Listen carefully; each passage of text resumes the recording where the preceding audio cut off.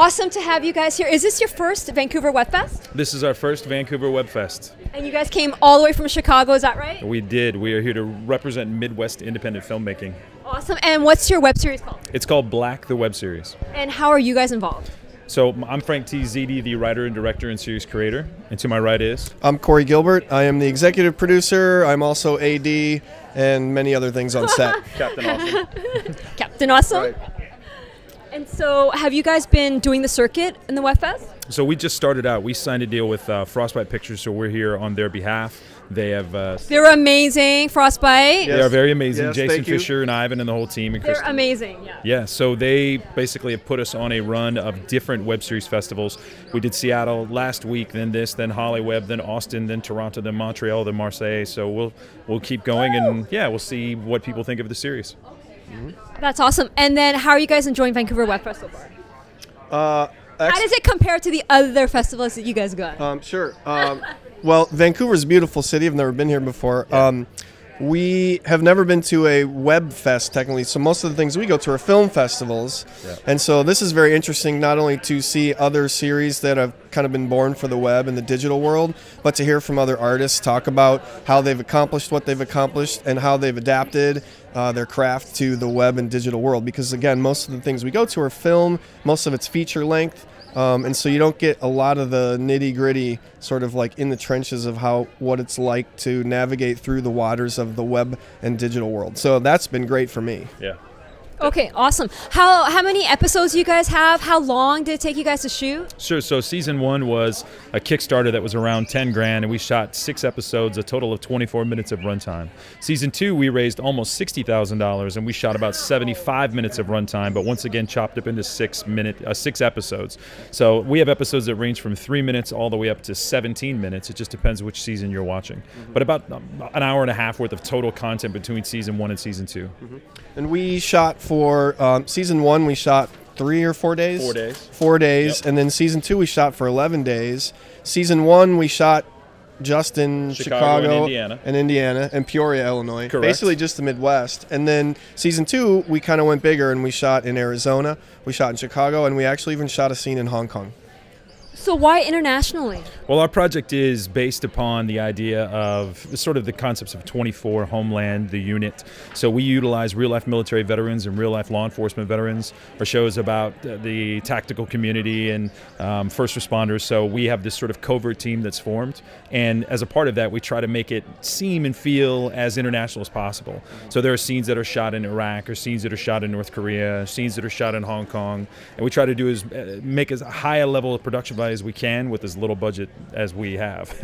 And so that was all the funds that you raised through Kickstarter, right? Correct. And so you use that and you just try to fly all around the world just to shoot. Well, go, yeah. So the Hong Kong on location was kind of a serendipitous thing.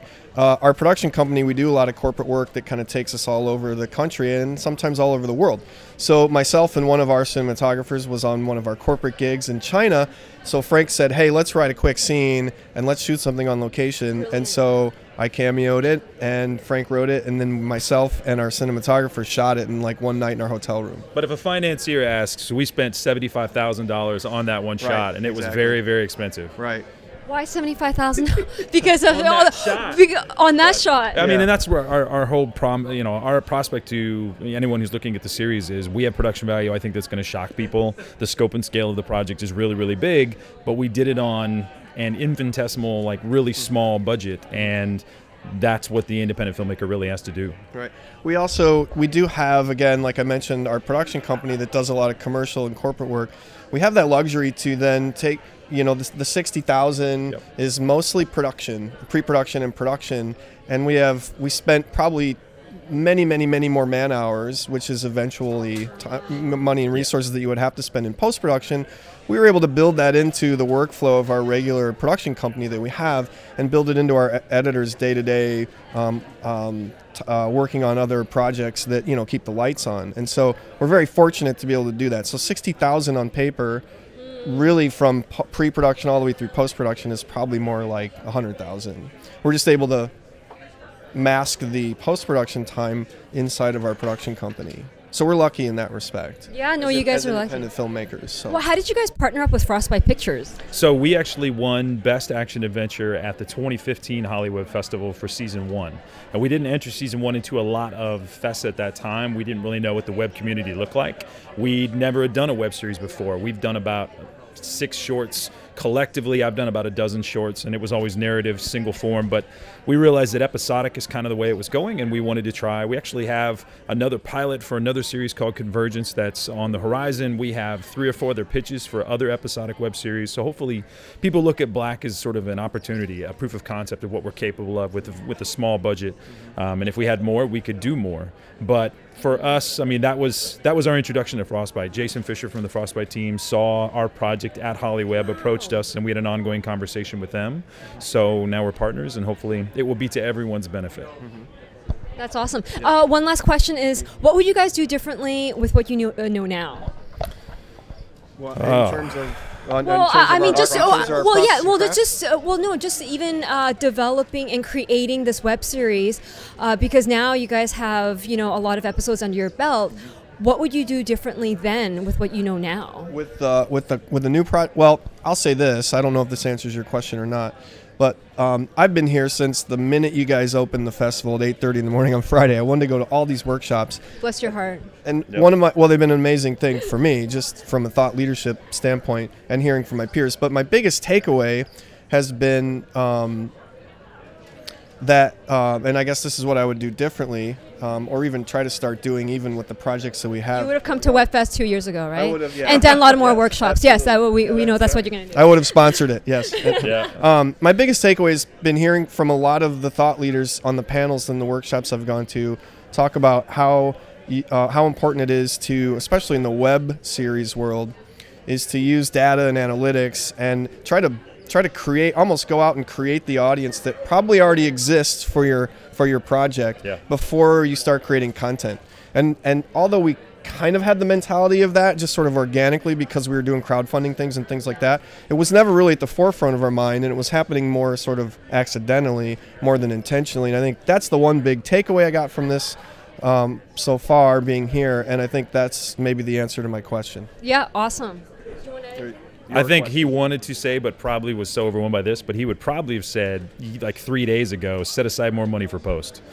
So that is, we dumped all of it into production, and it shows, it's on the screen. But I mean, if that's one piece of advice we can give to any filmmaker at this independent level, look at post almost as 50% of what you have to raise, because you're going to need it, and it's a constant process. And you can shoot as much as you want, and it can look as great as it wants, but if it's not put together correctly in the end, I think the best way was that his brother, who's also an EP on the project, said, don't crawl across the finish line. Like, you need to think to yourself, I need to be running at full sprint across the finish line and think 10 feet past the finish line. But that's the problem on some of these projects. You're limping across the finish line, and it's like, well, we did what we did, let's just put it out there. And that was strictly because of budget. Right. If budget was there, you'd be flying across the finish line with a product that was as good as it could possibly be. So budget is all, really. Right. I mean, I think, because I mentioned earlier, we have a production company, and so we bake in the post. But it does take a toll, and some of the keeping the lights on work does have to sort of trump our post on these projects sometimes, and so they drag out, and maybe when we want to have a launch date of April, it ends up being the beginning of June, because that these projects have to wait for the projects that are actually generating the revenue for a production company, and so that sometimes makes us maybe stretch it too long, and then there are some things that we don't necessarily do, like music composition. So. And then that we try to scrape together some last minute fundage to make it happen. And if, like Frank said, if you as a filmmaker, if you realize that that's just as much as, or just as big a piece of the pie as the script and going out and shooting and all that, then you're better off. Well, that's awesome. Well, you know what? I wish you guys the best of luck tomorrow in the award ceremony, and I hope you guys are having a blast here at Vancouver Web Fest. Yeah, absolutely. We're grateful for the opportunity to be here. We want to say thanks to all of our fans, because we're a crowdfunded community, so we're streaming live to them. We really appreciate all your help. They're the reason why we have a show to date and have 2 seasons, and hopefully we'll have a 3rd. But we're grateful for the chance to be here, and thanks to Frostbite and everyone from VWF. We're grateful. Absolutely. Thanks to our cast and crew. Yep. And then thank you to Jason Fisher and Ivan. Ivan, I'm sorry I didn't forget your last name, at Frostbite for doing all of this and giving us an actual trailer yesterday too in the opening ceremonies. That's thank you very amazing. much. And Suzette and Paula, who have Yes. like just done so much work this weekend for you guys to be here. Yeah, actually, thank you, Suzette. She was the very first person we met. Frank and I were pretty eager to be here. We got here at like 8:27 a.m. yesterday, and the fest opened at 8:30. And when we walked in, Suzette was like, "Are you guys here to volunteer?" And we're like, "Sure." Like, sure. What do you need? Give us a badge. She's so hilarious. Yeah, it's such a great community that we have here, and we're so happy to have you guys here. Thank you. Happy to be here. Awesome.